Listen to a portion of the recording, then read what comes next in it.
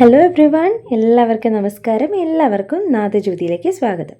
അപ്പോൾ ഇന്ന് നമ്മൾ നോക്കാൻ പോകുന്നത് നിങ്ങളിപ്പോൾ എന്ത് കാര്യത്തിലാണ് ശ്രദ്ധിക്കേണ്ടത്, എന്താണ് നിങ്ങളിപ്പോൾ കൂടുതലായിട്ട് ശ്രദ്ധിക്കേണ്ട ഒരു കാര്യം എന്നുള്ളതാണ് നമ്മളിപ്പോൾ നോക്കാൻ പോകുന്നത്.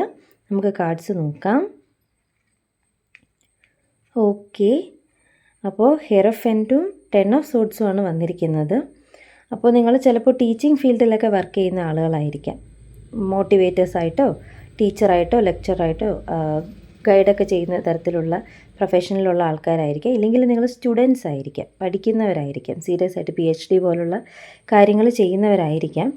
പക്ഷേ ഇപ്പോൾ നിങ്ങൾ ശ്രദ്ധിക്കേണ്ട എന്താണെന്ന് വെച്ചാൽ നിങ്ങൾക്കൊരു ചതി പറ്റാനുള്ളൊരു സാധ്യതയുണ്ട്. കരിയറിലോ ഫ്രണ്ട്ഷിപ്പിലോ, അല്ലെങ്കിൽ നിങ്ങളുടെ കൊളീഗ്സിൻ്റെ ഭാഗത്തുനിന്നോ, അല്ലെങ്കിൽ നിങ്ങളുടെ കൂടെ പഠിക്കുന്ന നിങ്ങളുടെ ബെസ്റ്റ് ഫ്രണ്ട്സിൻ്റെ ഭാഗത്തുനിന്നോ ഒക്കെ ഒരു ചെറിയൊരു ചതി പറ്റാനുള്ള സാധ്യതയുണ്ട്. ഒരു ബാക്ക് സ്റ്റാബിങ് എനർജിയാണ് കാണുന്നത്, പിന്നെ ഒന്ന് കുത്തുന്ന ഒരു എനർജി. അപ്പോൾ അതുകൊണ്ട് തന്നെ നിങ്ങൾ നിങ്ങളുടെ കാര്യങ്ങളൊക്കെ വളരെ ശ്രദ്ധയോടുകൂടി ചെയ്യണം. ഇപ്പോൾ ടീച്ചേഴ്സ് ആണെങ്കിലും, ടീച്ചിങ് ഫീൽഡിലുള്ളവരാണെങ്കിലും, സ്റ്റുഡൻസ് ആണെങ്കിലും, മോട്ടിവേറ്റേഴ്സ് ആണെങ്കിലും, നിങ്ങൾ ആരാണെങ്കിൽ പോലും വളരെ ശ്രദ്ധയോടുകൂടി കാര്യങ്ങൾ ചെയ്യുക. നിങ്ങളുടെ ഉയർച്ച അല്ലെങ്കിൽ നിങ്ങളുടെ ഒരു കഴിവൊക്കെ മനസ്സിലാക്കിയിട്ട് നിങ്ങളോട് അസൂയുള്ളവർ കൂടെ തന്നെ ഉണ്ടാവാം.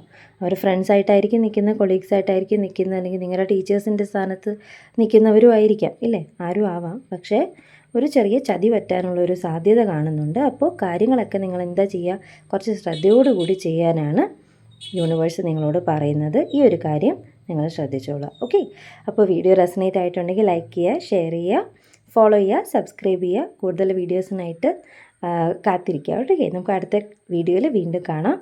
ബൈ.